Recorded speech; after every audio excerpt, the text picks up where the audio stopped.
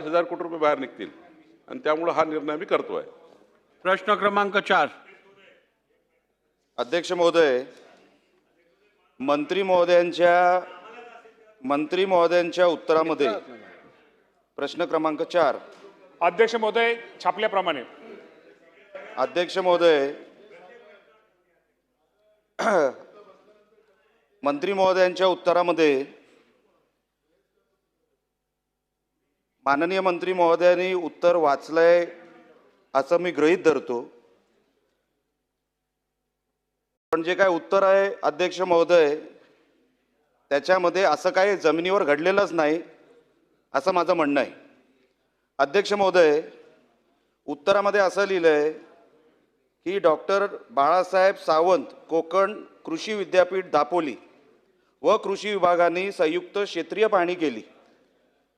अध्यक्ष महोदय, अशी कधी पाहणीच झाली नाही, आणि जर झाली असेल तर कुठल्या दिवशी झाली, कोणाकोणाला घेऊन, कुठल्या टीमनी, कुठल्या तालुक्यामध्ये, कुठल्या गावामध्ये ते लोक गेले, ह्याची आम्हाला कधीतरी माहिती द्यावी अध्यक्ष महोदय।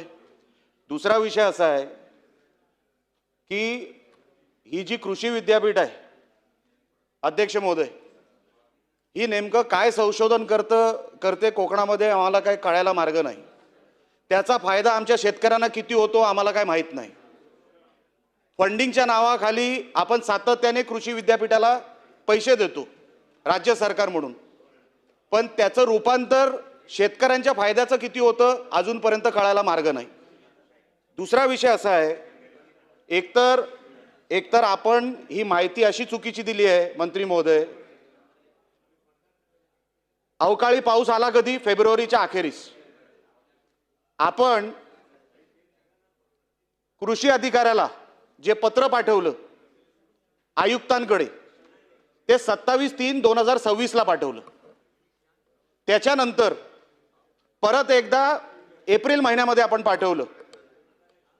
अवकाळी पाऊस अध्यक्ष महोदय आलाय कधी? फेब्रुवारीच्या अखेरीस। पंचनाम्याची मागणी कधी केली डिपार्टमेंटनी? 27/3/2026। आता खाली असं लिहिलंय उत्तरामध्ये की हा अहवाल सादर करण्याची कारवाई सुरू आहे। हे साफ खोटे अध्यक्ष महोदय। मंत्री महोदय, अहवाल सादर झालेला आहे। 16/6/2026 ला अहवाल सादर झालेला आहे। आपण चुकीची माहिती सभागृहाला का देताय की अहवालच सादर झालेला नाही? आमच्या सिंधुदुर्ग जिल्ह्यामधून कृषी अधिकाऱ्यांनी, कृषी अधीक्षकांनी अहवाल वरती पाठवलेला आहे 16/6/2026 मध्ये। मग आपण उत्तरामध्ये असं का देताय की अहवाल झालेला नाही? आता पंचनाम्याची तुम्ही पंचनामा केलाय कधी? 27/3/2026। साहेब, 3.5 महिने लागतात पंचनाम्यासाठी। सिंधुदुर्ग जिल्हा आहे केवढा? 3 साडेतीन महिने। हे पण आत्ता का अहवाल पाठवला? आता अधिवेशन सुरू होतंय म्हणून। अधिवेशनाच्या तोंडावर तुम्ही अहवाल सादर करता आणि मंत्री महोदयांना माहिती सुद्धा नाही की अहवाल सादर झालेला आहे। अच्छा, एनडीआरएफचा आपण नॉर्म सांगितला मंत्री महोदय, एनडीआरएफ मध्ये आपण पर हेक्टरी किती देणार आहेत एकदा जाहीर करा। कोकण कुठल्या निकषामध्ये येतं एकदा जाहीर करा। एनडीआरएफच्या नॉर्म मध्ये पर हेक्टरी आपण किती देणार आहोत? अच्छा, मागणी कितीची आहे? शेवटची मागणी अध्यक्ष महोदय 2006 ला आंबा आणि काजू उत्पादकांना किंवा शेतकऱ्यांना मदत मिळाली 2006 मध्ये। आमचा आंबा आणि काजू शेतकरी त्याच्यानंतर त्याला काहीच मिळालेलं नाही। 2006 मध्ये जेव्हा आमच्या शेतकऱ्यांना, आंबा आणि काजू शेतकऱ्यांना मदत मिळाली, आम्ही आता 2026 मध्ये आम्हाला तुमच्याकडे नुकसान भरपाई मागतोय। तुम्ही आम्हाला एनडीआरएफच्या नॉर्म खाली नेमकी ती पर हेक्टरी किती मदत करणार ते जाहीर करा। आणि मागणी कितीची आहे? जवळपास 50,000 ते 1,00,000 पर हेक्टरीची। एनडीआरएफचा नॉर्म काय सांगतो अध्यक्ष महोदय? 22,500। यांचं काय होणार आहे अध्यक्ष महोदय त्याच्यामध्ये? माझी विनंती आहे मंत्री महोदयांना, अध्यक्ष महोदय आपल्या माध्यमातून, एक तर ही रक्कम ही 50,000 हेक्टरी किमान व्हावी, किंवा 1,00,000 हेक्टर केलं तर तुमचं अभिनंदन, अख्ख्या कोकणामध्ये तुमचं अभिनंदन करू। आणि त्या कृषी विद्यापीठाला एकदा, त्या कृषी विद्यापीठाचं काहीतरी बंदोबस्त करा अध्यक्ष महोदय। या आता ती कृषी विद्यापीठ बंद करा किंवा त्यांचं फंडिंग बंद करा। सगळे खोटे अहवाल देत आहेत ते, एकही शेतकऱ्याला त्याचा फायदा होत नाही। ती नेमकी कृषी विद्यापीठ करते काय? एकदा त्याच्यावर व्हाईट पेपर काढा अध्यक्ष महोदय, माझी विनंती आहे। आणि शेवटचा मुद्दा असा, साहेब, सभागृहाला ही खोटी इन्फॉर्मेशन येता कामा नये, ह्याच्यासाठी आपण आपल्या इंटर डिपार्टमेंटमध्ये आपल्याला जी काही कारवाई करायची ती करा, त्यांना निर्देश द्या. ही कुठली माहिती आपण सभागृहामध्ये देताय? त्यांच्यावर कारवाई आपण करणार आहात का? आणि हे जे काय आमचे पैसे आहेत हे आपण कधी देणार आहात हे एकदा जाहीर करा, आणि प्रति हेक्टरी आपण किती देणार आहात? चला मंत्री महोदय. अध्यक्ष महोदय, खरं तर निलेश राणे साहेबांनी हा जो कोकणातला जो प्रश्न आंबा काजू बागायतदार शेतकऱ्यांच्या नुकसान भरपाईचा जो प्रश्न विचारला तो खरं तर अत्यंत महत्त्वाचा आहे आणि शासनाला याचं गांभीर्य आहे. अध्यक्ष महोदय, या संदर्भामध्ये या राज्याचे मुख्यमंत्री देवेंद्र फडणवीस साहेब असतील, शिंदे साहेब असतील, सुनेत्रावहिनी पवार असतील आणि कोकण भागातले माननीय मंत्री महोदय असतील, सर्व आमदार महोदय असतील, या सर्वांची बैठक स्वतः मुख्यमंत्री महोदयांनी ताबडतोब घेतली. आणि राणेसाहेब म्हटले त्याप्रमाणे गोष्ट खरे की या बाबतीमध्ये निश्चित प्रकारे ह्या सर्वांना जे शेतकरी आहेत त्या शेतकऱ्यांना कुठेतरी चांगल्या प्रकारची नुकसान भरपाई मिळावी ही त्यांची मागणी होती. आणि त्याप्रमाणे या राज्याचे मुख्यमंत्री देवेंद्र फडणवीस साहेबांनी ताबडतोब तिथं निर्देश दिले होते की या बाबतीमध्ये लवकरात लवकर या शेतकऱ्यांना बागायतदारांना मदत मिळाली पाहिजे. आणि त्या संदर्भामध्ये आपल्या माहितीसाठी सांगतो की आज आंबा व काजू पिकात झालेल्या नुकसानीबाबत शेतकऱ्यांना अर्ज देण्यासाठी आपण जे NDRFचा राणेसाहेब तुम्ही ही विचारला की किती मदत मिळते, तर आपल्या सर्वांना माहिती आहे की साधारणतः NDRFचा नियम हा सगळ्या राज्याला सगळ्यांना सारखा असतो आणि त्या बाबतीमध्ये साधारणतः ती 22,500 रुपये असे हेक्टरी मदत होती असते.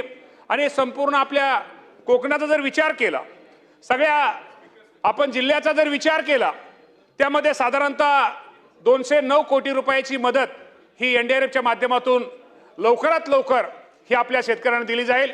यामध्ये जर आपण जिल्ह्याचा जर विचार केला तर साधारणतः ठाणे जिल्ह्यामध्ये 4,669 शेतकऱ्यांना त्यांचं क्षेत्र थोडं ठाण्यामध्ये कमी आहे, 295 हेक्टर, त्यांना 4,84,00,000 रुपयाची मदत अपेक्षित आहे.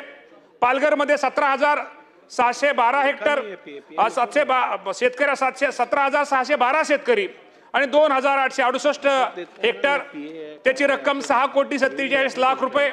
रायगड जिल्ह्यामध्ये 17,000 शेतकरी आणि 8,987 हेक्टर, 20,28,00,000. आणि विशेषतः मदत जास्त जिथं बाधित जिल्हे जे असतात, एक रत्नागिरी हे 52,628 शेतकरी आणि 43,665 हेक्टर असे 98,45,00,000. आणि सिंधुदुर्ग जिल्ह्यामध्ये जो राणेसाहेबांनी प्रश्न विचारला 42,322 शेतकरी आणि 34,728 हेक्टर क्षेत्र आणि 79,05,00,000 अशी 209 कोटी रुपयाची निधीची आवश्यकतेच्या बाबतीमध्ये आपण मदत पुनर्वसनाला हा प्रस्ताव दाखल केलेला आहे. आणि येणाऱ्या लवकरात लवकर 8-10 दिवसामध्ये ही मदत माझ्या कोकणातल्या शेतकऱ्याला कशी मिळेल आणि या बाबतीमध्ये मिळेल यासाठी प्रयत्न आम्ही काळजी घेतोय. दुसरं आपल्याला माहिती आहे की मुख्यमंत्र्यांनी ज्यावेळेस बैठक घेतली आणि विमा कंपनीचे प्रतिनिधीला आपण त्या बैठकीला बोलवलं होतं आणि त्याप्रमाणे त्यांनी मुख्यमंत्र्यांनी निर्देश दिलेले, त्याप्रमाणे कोकण विभागातील आपला आंबा काजू उत्पादक शेतकऱ्यांना हवामान आधारित फळपीक विमा योजनेतून साधारणतः 71,000 शेतकरी 71,854 शेतकऱ्यांना 217 कोटी रुपयाची नुकसान भरपाई ही विमा कंपनीकडून अध्यक्ष महोदय ही मंजूर झालेली आहे. त्याचा जर विचार केला, जे त्यांनी सिंधुदुर्ग जिल्ह्यात असेल, सिंधुदुर्ग जिल्ह्यात सगळ्यात जास्त 85,82,00,000, रत्नागिरी जिल्ह्यामध्ये 36,609 शेतकरी अध्यक्ष महोदय 90 कोटी रुपये, रायगड जिल्ह्यामध्ये 7,189 शेतकरी 26,79,00,000, पालघर जिल्ह्यामध्ये 3628 शेतकरी 7,69,00,000 आणि ठाणे जिल्ह्यामध्ये 2,301 शेतकरी 7,37,00,000 असे एकूण 237 कोटी रुपयाची विमा कंपनीच्या आपण रुपये नुकसान भरपाईची त्यांना मंजूर झालेली ही रक्कम येणाऱ्या 15 दिवसाच्या आत माझ्या शेतकऱ्याला दिली जाईल हे आपल्या माध्यमातून सांगतो. एक मिनिट, निकम साहेब बोला. निकम साहेब बोला. अध्यक्ष महोदय, जो पंचनामा आणि त्याचा अहवाल जसा सिंधुदुर्गाचा जिल्हा आहे तसा रत्नागिरीचा 10/6/24 आपल्याकडे जमा केलेला. आणि त्यामध्ये आंबा काजू फळपिकाचं साधारणपणे 54,000 शेतकरी त्यामध्ये आहेत. या अहवालाचा देखील आपण कुठचाही पुढं विचार न होता हेक्टरी 22,500 रुपये देण्याचं जे मान्य केलंय त्यातलाही 1 रुपया अद्यापपर्यंत मिळालेला नाही. तर ही रक्कम जसं निलेशजींनी सांगितलं तर ते हेक्टरी 1 लाख रुपये होण्याबाबत आपण विचार करणार का? त्याच्यानंतर मध्यम मुदत कर्जाचं पीक कर्जात आत्ताच्या ह्याच्यात आपण घेणार का? आणि ते पीक कर्जात घेण्याबाबतची कारवाई आंबा आणि काजूचं पीक कर्जमाफीत घेण्यात यावी. त्याचबरोबरीने AI तंत्रज्ञानाचा वापर करण्यासाठी आंबा आणि काजूसाठी आपण विशेष लाभ किंवा अनुदान देणार का? हे माझे स्पेसिफिक प्रश्न. अध्यक्ष महोदय, शेखर निकम साहेबांनी खूप चांगले प्रश्न विचारले. याच्या माध्यमातून निश्चित प्रकारे या बाबतीमध्ये आपल्या आंबा आणि काजू पिकासाठी जी काय मदत शासनाच्या वतीनं कृषी विभागाच्या मदतीने करणं गरजेचं आहे ती निश्चित प्रकारे निकम साहेब केली जाईल. हे आम्हाला माहिती आहे की शेवटी कोकण विभागातला शेतकरी हा अत्यंत गरीब आणि एक कष्ट करणारा शेतकरी आहे आणि अडचणीच्या काळामध्ये या शेतकऱ्यांच्या पाठीमागं राहणं, या शेतकऱ्याला मदत करणं ही शासनाची जबाबदारी. इथं बावनकुळे साहेब, इथं मंत्री बावनकुळे साहेब, इथं सिनियर मंत्री आमचे आहेत आणि बावनकुळे साहेबांनी पाठीमागं या संदर्भामध्ये या कोकणातल्या शेतकऱ्या संदर्भात बावनकुळे साहेबांनी पण बैठक घेतली होती, मुख्यमंत्र्यांनी बैठक घेतली होती. म्हणजे महसूल मंत्री आणि राज्याच्या मुख्यमंत्र्यांनी निकम साहेब बैठक घेतली होती.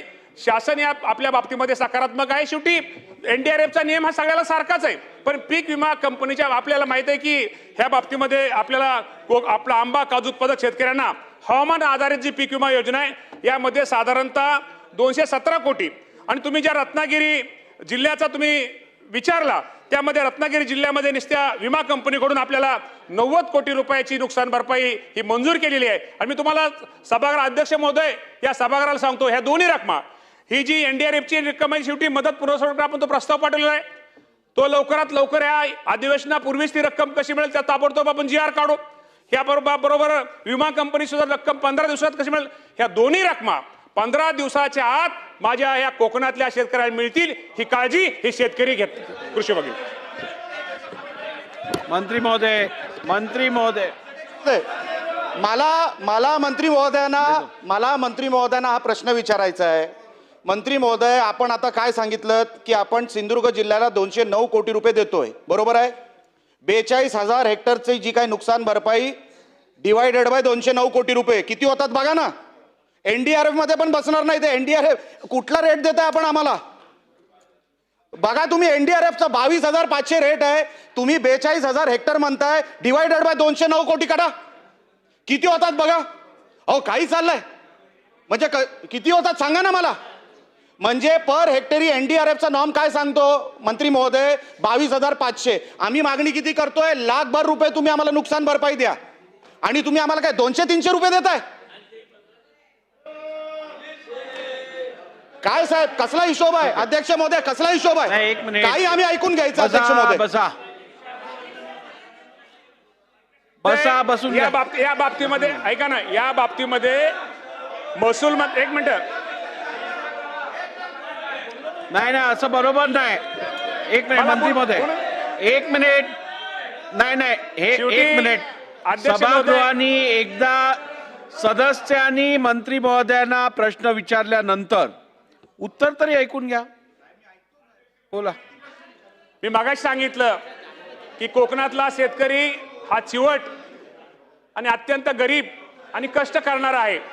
या बाबतीमध्ये स्वतः मुख्यमंत्री आणि महसूल मंत्री या दोघांनी आमच्या सगळ्यांच्या बैठक घेतल्या होत्या. या बाबतीमध्ये शेवटी NDRFचा नियम तर पाटील साहेब सगळ्यांना सारखा आहे, त्यामध्ये आपण हे करू शकत नाही. मी आपल्याला एवढं सांगतो, या बाबतीमध्ये कोकणातले जे राणेसाहेब लोकप्रतिनिधी जे कोकणातले आहेत या बाबतीमध्ये राज्याचे मुख्यमंत्री महसूल मंत्री यांच्या समवेत सर्वांची परत एकदा बैठक घेतली जाईल. चला प्रश्न क्रमांक 5. अध्यक्ष महोदय, अध्यक्ष महोदय, माननीय कृषी मंत्री साहेब जे बोलतायत अध्यक्ष महोदय, हा जो काय ही जी काय जनभावना आहे, ज्या निलेश राणे साहेब असतील, निकम साहेब जे ते खरी आहे अध्यक्ष महोदय. कधी नाही तर एवढं मोठं नुकसान आमच्या कोकणामध्ये आंबा आणि काजूचा झालेला आहे अध्यक्ष महोदय. फक्त आपल्याला विनंती आमच्या कृषी मंत्री महोदयांच्या वतीने मी करतो अध्यक्ष महोदय, ह्या बाबतीमध्ये आदरणीय मुख्यमंत्री साहेबांनी बैठकही घेतली. NDRF नॉर्मच्या पलीकडे जाऊन मदत देण्याची स्पेशल केस करण्याची तयारी राज्य सरकारची आहे अध्यक्ष महोदय. हे मी तुम्हाला शाश्वती देतो अध्यक्ष महोदय. म्हणजे NDRF नॉर्मच्या पलीकडे जाऊन, कारण का जो अहवाल खाली गेलेला आहे अध्यक्ष महोदय तो 90% नुकसानाचा आहे, जो निलेश राणे साहेबांनी सांगतायत 90% नुकसान. त्याच्या अनुसार कधी नाही की जेवढी मदत राज्य सरकारच्या वतीने आंबा आणि काजू शेतकऱ्यांना भेटेल हे सभागृहाला मी सांगू इच्छितो अध्यक्ष महोदय. चला, प्रश्न क्रमांक 5.